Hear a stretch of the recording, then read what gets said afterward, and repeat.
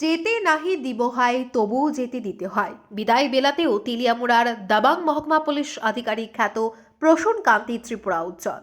তিনি আবারও নিজের উপার্জিত অর্থ দিয়ে শীত কম্বল বিতরণ করে সংবাদ শিরোনামে উল্লেখ্য থাকে, প্রশাসনিক নির্দেশ মূলে এবার আমতলীর পুলিশ আধিকারিক হিসেবে দায়িত্ব পালন করবেন গোটা রাজ্য জুড়ে আলোড়ন সৃষ্টিকারী পুলিশ আধিকারিক প্রসূন কান্তি ত্রিপুরা।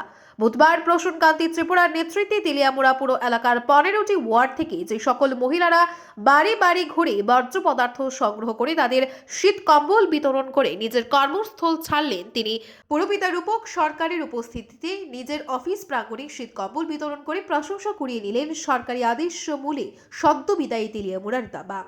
পুলিশ সম্পর্কে সাধারণ মানুষজনদের কাছে যে নেতিবাচক ধারণা জন্মায় তাকে এক প্রকার দূরে সরিয়ে নিজের পকেটের অর্থ খরচ করে সমাজ সেবায় অন্যতম নজির গড়লেন তেলিয়ামুড়া থেকে সদ্য বিদায়ী এই দাবাং মহকুমা পুলিশ আধিকারিক।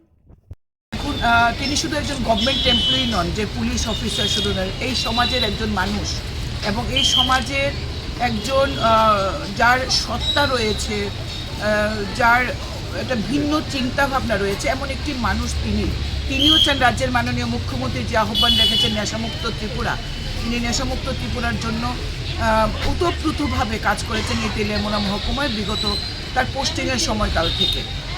তিনি এর মধ্যেই যুব সমাজকে সচেতন করার জন্য তিনি একজন ব্লগার হিসেবে সারা রাজ্যে স্বীকৃতি পেয়েছেন এবং তিনি বিভিন্ন ব্লগ লিখছেন এবং সোশ্যাল মিডিয়া ইউটিউব চ্যানেলের মাধ্যমে নেশামুক্ত ত্রিপুরার লক্ষ্যে যে কাজ করছেন সেগুলো তুলে ধরেছেন। এবং আমি যেটুকুনি জেনেছি এই ব্লগের থেকে তার একটা সোর্স অফ ইনকাম জেনারেট হয়। এই ইনকাম জেনারেশন থেকে তিনি এটাও আবার এই সমাজ যে মানুষগুলোর থেকে তিনি যে পদ্ধতিগতভাবে বৈজ্ঞানিক যে সিস্টেমের মাধ্যমে যিনি যার টাকাটা তার উপার্জন হচ্ছে নেশামুক্ত ত্রিপুরা করার ক্ষেত্রে, সেই টাকাটা নিয়ে তিনি আবার সমাজে সেটা ফেরত দিচ্ছেন। এর জন্য তিনি তার যে রোজগারটা হচ্ছে, যে উপার্জনটা হচ্ছে, তিনি গরিব মানুষের মধ্যে সেই টাকাটা তুলে দিচ্ছেন।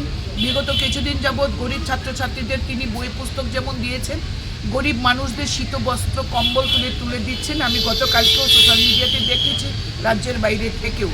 আজকে সকালবেলা আমি যখন যাচ্ছিলাম তেলিয়ামুড়ার দিকে প্রচুর মহিলার ভিড়, তারপর জানলাম যে তিনি মিউনিসিপ্যালিটির ডোর টু ডোর যে গার্বেজ কালেকশন করেন, সেই গার্বেজ কালেকশন যারা কষ্ট করে করেন তাদেরকে শীত থেকে রক্ষা করার জন্য শীতবস্ত্র কম্বল আজকে এসডিপিও সাহেবের অফিস কমপ্লেক্সে তাদেরকে দিয়েছেন, তাদেরকে প্রাতরাশ করিয়েছেন, তাদের শুভেচ্ছা আশীর্বাদ তিনি গ্রহণ করেছেন।